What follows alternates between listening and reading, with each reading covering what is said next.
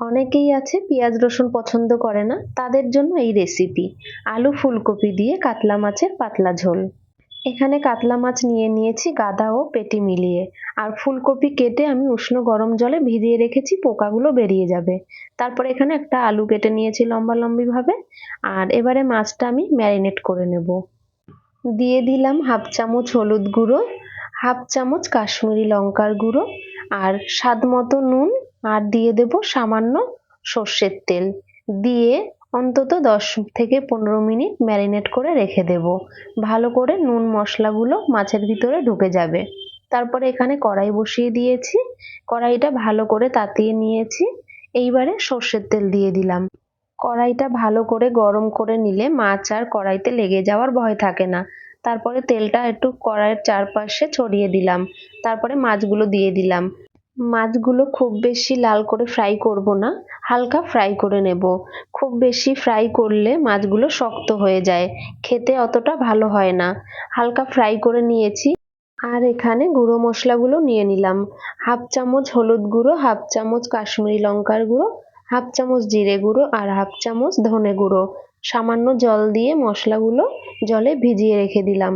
আর এখানে একই কড়াইয়ে আমি ফুলকপিগুলো ফ্রাই করে নেব, সামান্য হলুদ ও সামান্য নুন দিয়ে।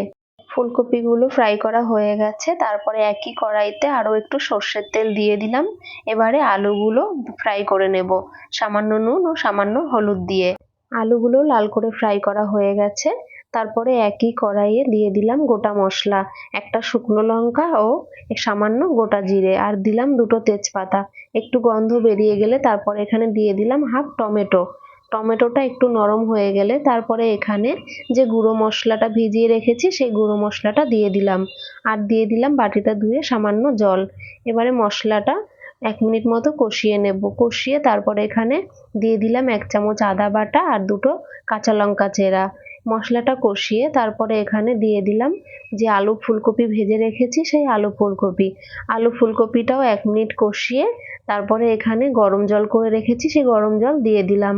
আর দিয়ে দিলাম পরিমাণ মতো নুন। নুনটা একটু ঝোলের সঙ্গে মিশিয়ে ঢেকে রাখবো যতক্ষণে না আলু ফুলকপি সিদ্ধ হয়ে যায়। 10 থেকে 15 মিনিট পরে আমি ঢাকনা তুলে নিয়েছি। আলু ফুলকপি প্রায় অনেকটাই সিদ্ধ হয়ে গেছে। তারপরে এখানে ভেজে রাখা মাছগুলো দিয়ে দিলাম। দিয়ে আবারও 5 মিনিট ঢেকে রান্না করে নেব। 5 মিনিট পরে ঢাকনা তুলে নিলাম। আর ঢেকে দেব না, এবার না ঢেকে বাকি রান্নাটা করে ফেলবো। তারপরে এখানে উপর থেকে একটা কাঁচা লঙ্কা চেরা দিয়ে দিলাম। কাঁচা লঙ্কার গন্ধটা খুব ভালো আসে।